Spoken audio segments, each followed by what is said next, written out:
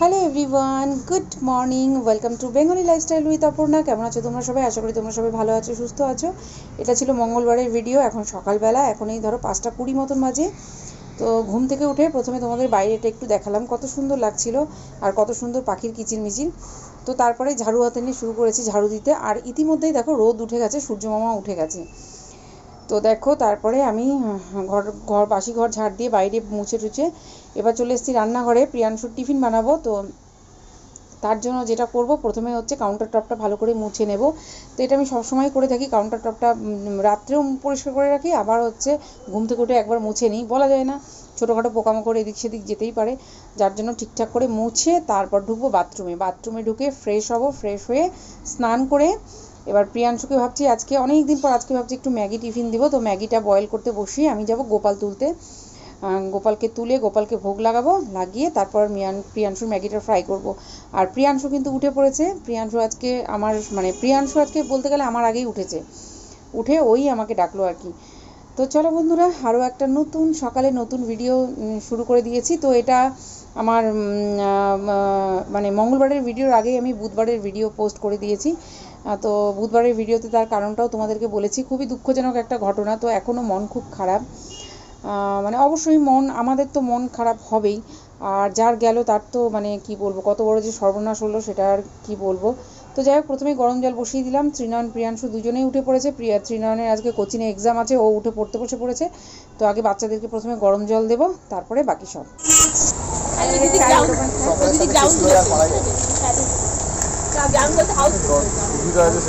কিন্তু আমার লম্বা হবে তো, আমি চাইলে দেখতে একটা জিনিস দেখি।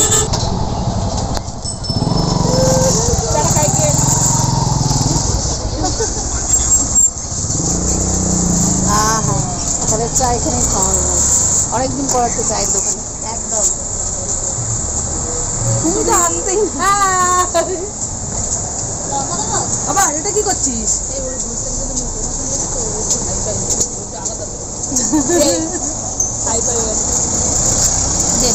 জিজ্ঞেস করবি না একবার, বলছে দে। ওই যে হিসাবটা না, হিসাবটা না, আরে এই চায়ের দোকানে বসে একটা সেট নিয়ে এসেছিলে না চিকনের কাছে, মনে আছে? সাদার উপরে আজ অবধি আমায় দিতে পারবো, ওইটা একদম আমার মনে গেছে। চলে এলাম বাড়িতে। বাজে হলো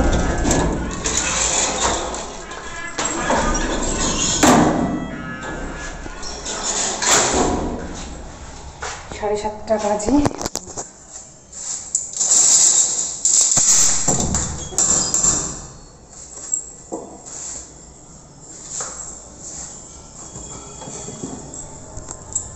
আর একটু দেরি হতো কিন্তু গাড়ি করে এলাম। তাড়াতাড়ি হয়ে গেল, যেহেতু হেঁটে আসতে হলো না, অর্পিতার গাড়ি করে এলাম। তো চলো এবার যুদ্ধ শুরু।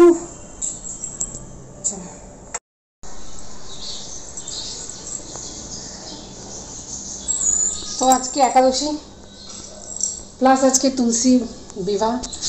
তো ভাবছি আজকে প্রিয়াংশুকে আনতে যাব।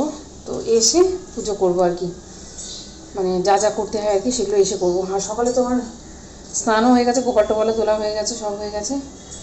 তো চলো এবার রান্নাঘরে ঢুকবো, তার আগে বিছানাগুলো তুলে নিই। তো চলো সঙ্গে থাকো। ঠিক আছে, এই ঘরের জানালাটাও খোলা হয়নি।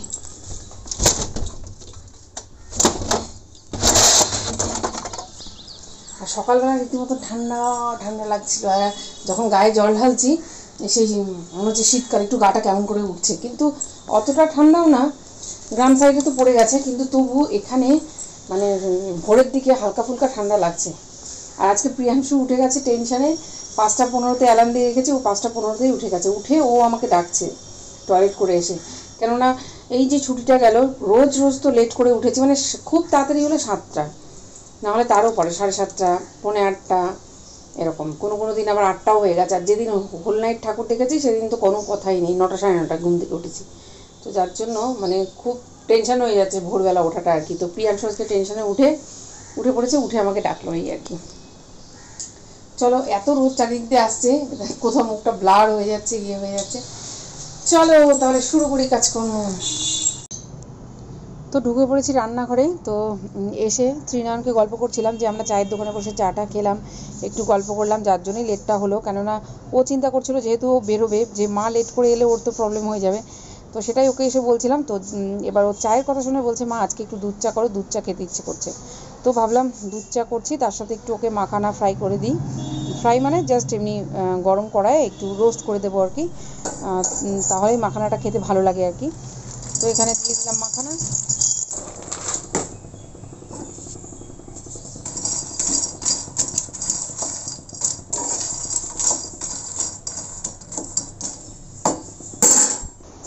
মাখানা রোস্ট করে খেতে কিন্তু খুব ভালো লাগে, বেশ একদম কুরকুরে টাইপের হয়। কিন্তু কেন যে বাচ্চাদের ভালো লাগে না আমি বুঝতেই পারি না। যেহেতু কোনো টেস্ট নেই, মানে বুঝতেই পারছো কেমন একটা টেস্ট, মানে একদম সিম্পল, না নোনতা না মিষ্টি, কিছুই না, যার জন্যই ওরা হয়তো খেতে চায় না। তো যাই হোক, ত্রিনয়নকে চা বানিয়ে দিয়ে এবার আমি চলে এলাম বিছানায়। তো বিছানা ঠিক করতে। তো ত্রিনয়ন বিছানা গুছিয়ে রেখেছিল, তারপরেও আমি আমার নিজের মতন করে একটু গুছিয়ে নিলাম। তো চলো, এই ঘরে ত্রিনয়ন পড়ছিল, যার জন্য এই ঘরে বিছানাটা ঠিক করেছে। বাকি ঘরগুলো আমি দেখাচ্ছি, আমি যেভাবে রেখে গিয়েছি অ্যাজ ইট ইজ সেইভাবেই পড়ে আছে। তো চলো সেইগুলো সব ঠিকঠাক করব। আর এখানে এক্সট্রা বালিশগুলো সব আমি বক্স কাটে ঢুকিয়ে নিচ্ছি। আর যেহেতু হাজব্যান্ড বাড়িতে নেই, আর ত্রিনয়ন ধরো পড়ার দিকেই মন ছিল, যার জন্য ওরা আর কেউ খেয়াল করেনি। তো হাজব্যান্ড, আমি যখন চায়ের দোকানে চা খাচ্ছি তখন দেখছি ও সল্টলেকে গেল, ওখান থেকেই গেল, হাঁটতে গেল আর কি। তো ঘরবাড়ি পরিষ্কারের কাজ আমি ছাড়া আর করার মতন কেউ নেই। দিদি এসে ধরো ঝাড়ু পোছা যেটা করার হয় সেটা করে আর কি। তো বাদবাকি গোছানোর কাজটা আমাকেই করতে হয়। তবু ধরো হাজব্যান্ড থাকলে, একটু ধরো অগোছালো হয়ে থাকলে ও একটু ওর মতন করে রাখে, বা ত্রিনয়ন করে রাখে।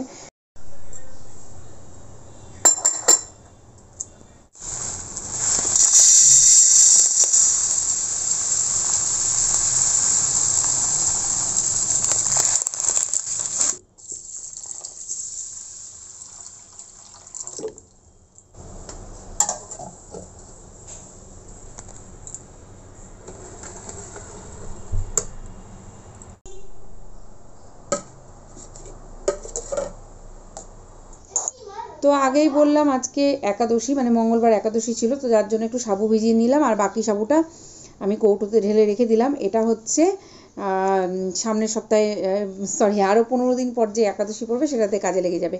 তো আমি সাবু বেশি করে আনাই না, আগে বেশি করে আনাতাম, 500 প্যাকেট নিয়ে আসা করাতাম, কিন্তু সেটা না মানে নষ্ট হয়ে যায়, অতদিন থাকে না। তো যাই জন্য এখন ছোটো ছোটো প্যাকেট আনি, যাতে দুটো একাদশীতে কাজে লেগে যায়। আর এখানে অল্প ভাত হবে 2 ছেলের জন্য, তো চালটাও ভিজিয়ে রেখে দিলাম। তো রান্নাঘরে কিছুটা কাজ গুছিয়ে তারপরে আমি চলে এলাম। এই দেখো, আমি তোমাদেরকে আগেই বলেছি, দেখো আমার ঘরের অবস্থা আজকে, দেখো ডাইনিংয়ের অবস্থা। প্রিয়াংশু কী করছিল, ঘুম থেকে উঠে 5টা 15-তে তো উঠে গিয়েছে, উনি ঘুম থেকে উঠে ফ্রেশ হয়ে ব্রাশ ট্রাশ করে গরম জল খেয়ে পটি করে, তারপর যেহেতু দেরি আছে, আমি ততক্ষণে ধরো টিফিন বানাচ্ছিলাম, পুজো করছিলাম, ও ততক্ষণ ব্যাট নিয়ে গ্লাভস নিয়ে সব নিয়ে এখানে একদম খেলতে শুরু করে দিয়েছিল। তো বুঝতেই পারছো, তার জন্য সব কিছু ছড়ানো ছিটানো, তারপর কিছুক্ষণ সোফার মধ্যে শুয়ে লাফালাফি যা হয় আর কি বাচ্চাদের। তো আমি আর যাওয়ার সময় এগুলো সব সামলে যেতে পারিনি, তো সেই জন্যই দেখো এই অবস্থা। তো চলো এখন ফটাফট সব গুছিয়ে নিই, কুশানগুলো ঝেড়ে, আর সোফার কভারটা ভাবছি আজকে কাচবো আর কি। তো যার জন্য একবারে এইটা দিয়েই ডাস্টিংয়ের কাজটাও সেরে নিলাম। দেখো কতটা ধুলো, এত ঝাড়াঝাড়ি করি রোজ রোজ, তবুও দেখো ধুলো যে কোথার থেকে আসে আমি নিজেই বুঝে পাই না। তো এই তোমার ভ্যাকিউম ক্লিনারটা না, আমার ক্লিনারটা খুব বড় না, ছোট। তো ওটা খুব কম ইউজ করি, যার জন্য না পুরো মানে খারাপ হয়ে গেছে, চার্জই নিচ্ছে না। তো ওটাকে দেখাতে হবে, ওটা না মানে একদম ওই রান্নাঘরের ওপরে যে সেলফ আছে ওর মধ্যে তুলে রাখা আছে, আমার অনেক বছর আগেকার ভ্যাকিউম ক্লিনার। তো দেখি ওটাকে এবার কিছু ব্যবস্থা করতে হবে। সোফাতে না ভ্যাকিউম করলে, সোফাতে তারপর তোমার বিছানার গদিগুলোতে ভ্যাকিউম করলে একদম পরিষ্কার হয়ে যায়। আর এই শীতকালে তো এখন ধুলোর মানে প্রচণ্ডই ধুলো হবে। তো এই আর কি। তো চলো সোফার কভারটা কাচতে দেবো, আর সোফাটা ধরো গুছিয়ে টুছিয়ে কুশনগুলো সব ঠিকঠাক করে নিলাম। নিয়ে এবার চলো এই বেডরুমে যাব। তো কিছু জিনিস অগোছালো হয়ে আছে, মানে কবে থেকে ওগুলোকে সব মানে তুলে রাখবো আর কি, কিন্তু তোলাই হচ্ছে না। যেমন ধরো এই প্রিন্টারটা, এটা কম্পিউটার টেবিলের উপরে পড়েই থাকে, এটার কোনো কাজে লাগে না, যার জন্য এটাকে আমি এবার মুছে টুছে ওপরে তুলে রাখবো। যেখানে ধরো আমার এই স্টোর করার জায়গা আছে রান্নাঘরের ওপরটাতে, ওখানে ঢুকিয়ে রাখবো, কেননা শুধু শুধু কম্পিউটার টেবিলটার মধ্যে এটা পড়ে গেছে। তো তারপর দেখো এই ঘরে চলে এসেছি, এই ঘরটাও একটু ঠিকঠাক করে গুছিয়ে নেব, ঝেড়ে নেব। আর প্রিয়াংশু কবে থেকে গানে বসে না, হারমোনিয়ামটা বার করে ওখানে রাখা, তো ওখানেই রাখা আছে, তো যার জন্য এবার ভাবছি। আর এখন তো সামনে পরীক্ষা, এখন তো হবে না, তবুও বলি একটু একটু করে বস, কোনো দিন ইচ্ছে হলে একটু বসবে, কোনো দিন বসবে না, এই হচ্ছে ওর ব্যাপার। তো নাহলে হারমোনিয়ামটাকে ভেতরেই ঢুকিয়ে রাখতে হবে আর কি। বাইরে থেকে থেকে রোদ পেলেই ধরো, এটা চেঞ্জার হারমোনিয়াম, মানে এখন এটাকে বানাতে গেলে অনেক টাকা খরচা পড়বে আর কি। তো যার জন্য বাইরে থেকে থেকে না নষ্ট হয়ে যাচ্ছে, কালারটা দেখছি একটু কেমন কেমন হয়ে যাচ্ছে আর কি। তো যার জন্য এটাকে ঢুকিয়ে রাখতে হবে, আবার পরীক্ষার পর তখন বার করব।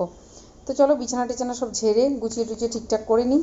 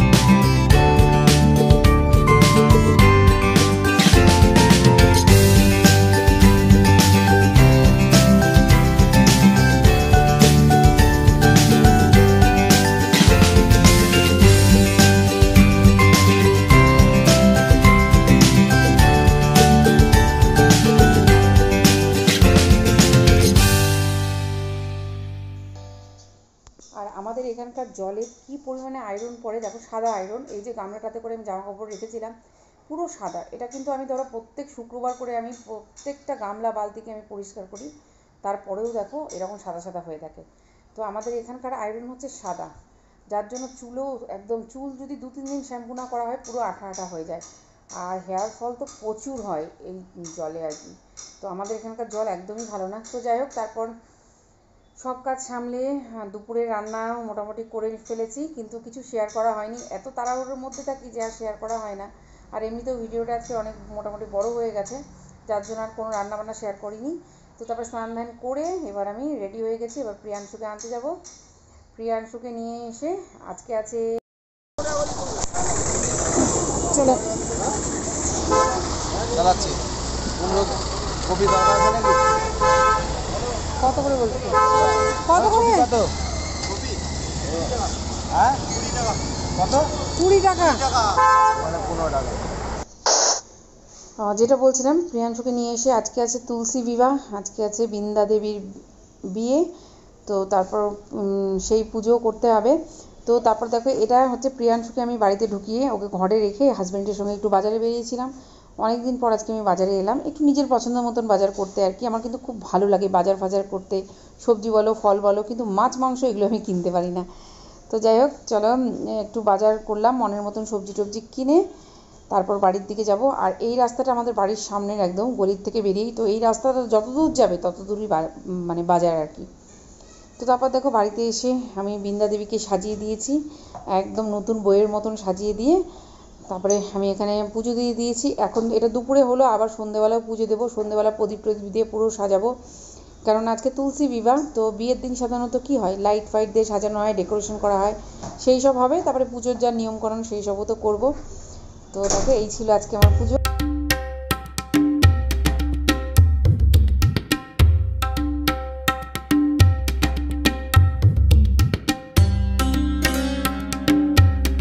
পুনরায় প্রিয়াংশকে নিয়ে চলে এসেছি বাড়িতে। বাড়িতে এসে জামা কাপড়গুলো মেললাম, মেলে এবার খাবো। তো আজকে একাদশী, সাবু ভিজিয়ে রেখেছি। তো দই নিয়ে এসেছিলো, গোপালকে ভোগ লাগানো হয়েছে দই দিয়ে, তো ওই দই দিয়ে সাবু দিয়ে কলা দিয়ে খাবো। তো একবারেই সাবুটা মাখবো, হাজব্যান্ডের সাবুটা একবারেই মেখে নেবো, তো আমার আর হাজব্যান্ডের খাওয়া হয়ে যাবে। আর ওদের জন্য তো ইয়ে করেছি, সয়াবিন করেছি, বেগুন ভাজা করেছি, আর পনির নিয়ে এলাম, এখন একটু পনির করবো। এই হচ্ছে আজকে রান্না বান্না। তো কেননা মানে রান্নাটাই হচ্ছে বড় কাজ, রান্না যত কম থাকবে কাজ তত তাড়াতাড়ি হয়। তো চলো, এদিকে প্রিয়াংশুবাবু স্কুল থেকে এসে বসে পড়েছে পড়তে। দেখাবো না প্রিয়াংশুকে, প্রিয়াংশু খালি গায়ে পড়তে বসেছে, তাই না বাবা? করো বাবা, তোমার ঘুম পেয়ে বাবা। তো এই দেখো বন্ধুরা, সাবু নিয়ে নিয়েছি, দই নিয়ে নিয়েছি, এটা দিয়ে চটকে মাখবো, মেখে দুজনে খেয়ে নেবো। এই ছিল একাদশীর খাবার আজকে আমাদের। চলো টাটা।